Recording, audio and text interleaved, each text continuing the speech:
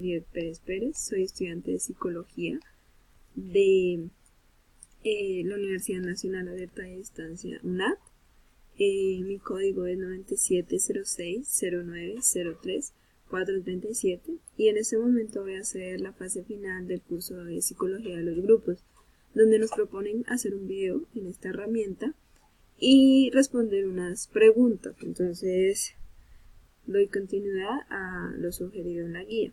La primera pregunta es, ¿qué es un grupo? Entonces un grupo es un grupo de personas, es una estructura social donde se reúnen cierto tipo de personas con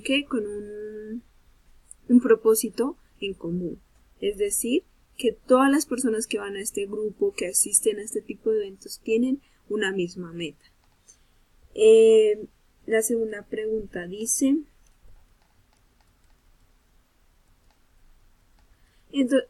también dentro de esta pregunta dice, ¿cuáles son los criterios básicos para la existencia de un grupo?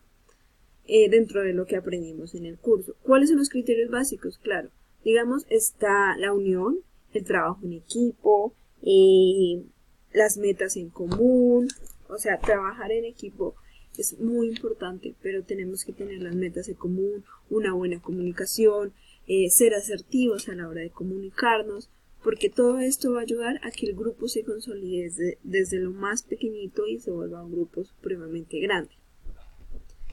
Ahora sí, damos continuidad con la segunda pregunta, que dice, ¿cuáles son las diferencias fundamentales entre la teoría clásica y la teoría psicosocial de Martín en la psicología de los grupos y qué considera que es la importancia de la propuesta psicosocial de Martín Baró en el abordaje de los grupos? Él nos dice que la teoría clásica y la teoría psicosocial se diferencian en su alcance y en su enfoque. ¿Por qué? Porque la teoría clásica habla del estudio individual de cada ser, de cada persona, ¿sí? Personal, ya sea el tuyo, el mío, sí, enfocado en una sola persona. Pero entonces la teoría psicosocial habla de estudiar masas, de estudiar grupos supremamente grandes, grupos donde se puede hallar un problema y se puede estudiar una forma social de por qué surgen este tipo de conflictos dentro de este tipo de masas, de este tipo de grupos. Entonces, desde mi punto de vista, Martín tenía razón, o sea, tiene la razón. ¿Por qué? Porque él dice que el problema no está, bueno, sí, obviamente sí está individualmente, pero es más allá de eso, o sea, a dónde llevamos nosotros ese tipo de problemas y cómo podemos transmitirlos a otras personas. Por ejemplo, si yo pertenezco a un grupo y tengo problemas de depresión, de ansiedad, seguramente mi mala actitud, mi mala energía puede contaminar todo el ambiente. Entonces es algo así. Nuestra siguiente pregunta dice, ¿qué importancia tiene para el psicólogo identificar en un grupo los roles, el estatus, el liderazgo y la toma de decisiones, la gestión de conflictos, el rendimiento grupal y la estructura para la elaboración de un diagnóstico y una posible intervención? Es muy importante. ¿Por qué? Porque si nosotros identificamos el estatus del grupo, quién maneja el grupo, quién lo domina, quién tiene la palabra, quién da la palabra, eso nos va a ayudar para construir todo un diagnóstico, ¿sí? Quién hace la resolución de conflictos, cómo se hace la resolución de conflictos, qué tal está el rendimiento grupal de este grupo, valga la redundancia, y cómo se ha estructurado este grupo a lo largo del tiempo, desde que empezó hasta la fecha.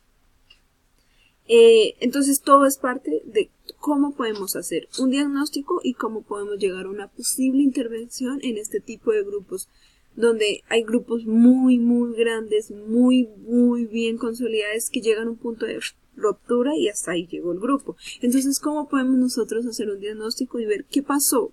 Sí, que llevó a este grupo a llegar hasta allá, ¿sí? Hasta esta línea de tiempo donde se cortó toda la posibilidad de seguir, de avanzar con el mismo grupo. Nuestra siguiente pregunta dice, dentro del grupo elegido por usted, ¿cuál es la técnica que podrá implementar para mejorar y fortalecer el proceso de la dinámica grupal de acuerdo a los hallazgos? Bueno, yo escogí el grupo comunitario. El grupo era de la iglesia, ¿sí? Es un grupo al que yo pertenezco. Yo siento que el grupo debe mejorar la comunicación, una comunicación asertiva y el respeto de las tomas de decisiones del líder o de la persona que encabeza este grupo, porque puede armarse un desorden impresionante al no respetar, ¿sí?, la palabra del otro, al no saber comunicarnos, al no tener la habilidad de una comunicación asertiva. Todo esto empeora, ¿sí? Todo esto hace que el grupo se deteriore, que tenga problemas y que otro problema lleve a un problema mayor y así.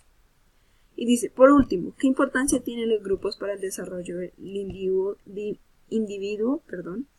para el mismo grupo y para la sociedad? La importancia es que radica en que el ser humano por sí es social. Entonces necesita relacionarse con las otras personas. ¿Para qué? Para aprender, para crecer, para seguir avanzando dentro del mismo espacio social donde vive.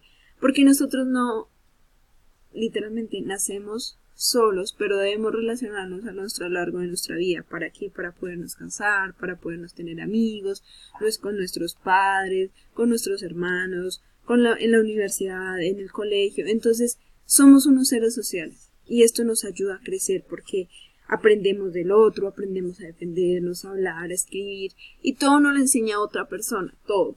La compañía, el afecto, el amor, todas esas cosas son parte de todo lo que nosotros debemos seguir aprendiendo, seguir.